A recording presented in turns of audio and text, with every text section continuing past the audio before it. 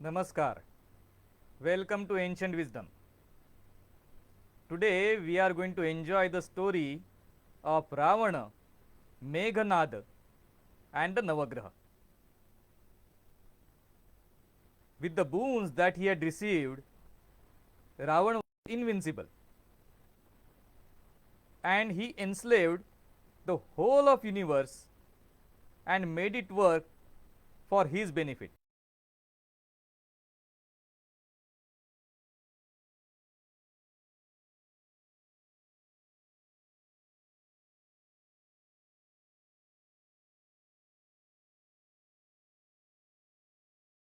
Positions so that Meghnad would be born with invincible powers.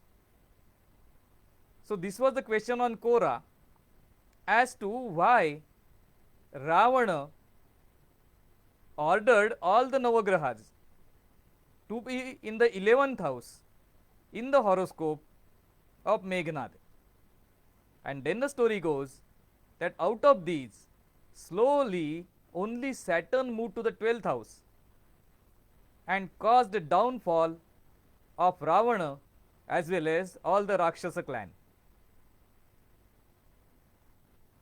Now, what is the story? What is the root of the story? As we always keep saying in ancient wisdom, first look at the roots before you enjoy the fruits. So, this is obviously a highly embellished type of story. The basic meaning that we get out of this is Ravana was a great Murta Shastri. So, he knew the importance of Murta and the importance of being born on a particular Murta. So, basically he studied very hard and decided a Muhurta which to him was extremely auspicious. Auspicious meaning beneficial. Beneficial to whom? Beneficial to Ravana. In what way? That I will explain. And this is the interesting part. This is where one needs to know the basics of Jyotisha. So, in case of knowledge, the 6 Vedanga are important and we need to have knowledge of all the 6 Vedanga, which are Shiksha, Chanda, Nirupta, Vyakaran, Jyotish and Kalpa. So, now what Ravana did was Ravana asked 7 Navagrahas, rather 8, to be in the 11th house and wait there for Meghnad's arrival. Only Ketu remains in the 5th house and all the other planets or Graha, they remain in the 11th house, and then he awaits the birth of Meghnad, and slowly Shani goes to the 12th house. Why this particular configuration? In the language of Jyotisha, 11th house is 3rd house to the 9th. 9th house is the house of father, and this being 3rd and all planets being there, Ravana was asking for a son who would do everything to his own bidding. And on the other side, having Ketu in the 5th house, the son would not have a passion that he can call as his own.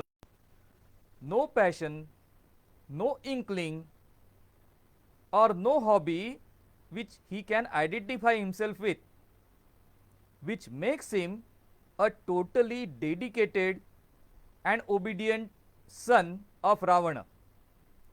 And being a son who is obeying his father also means that father's strength multiplies to that extent.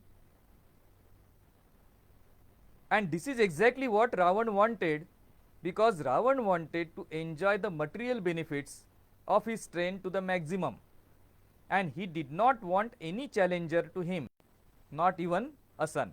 In fact, this is why he wanted his son to help him enjoy the situation, rather than the other way around, leaving an inheritance to the son, leaving intellectual, spiritual, or other assets to the son so that the generations improve. He wanted to improve his own self. That exactly was Ravana. But interestingly, what happens when Saturn goes to the 12th house? When Saturn goes to the 12th house, it has its third aspect on the second house, seventh aspect on the sixth house, and 10th aspect on the ninth house, that is the father himself. And wherever it is, it tends to destroy, because Saturn gives you return of your karma.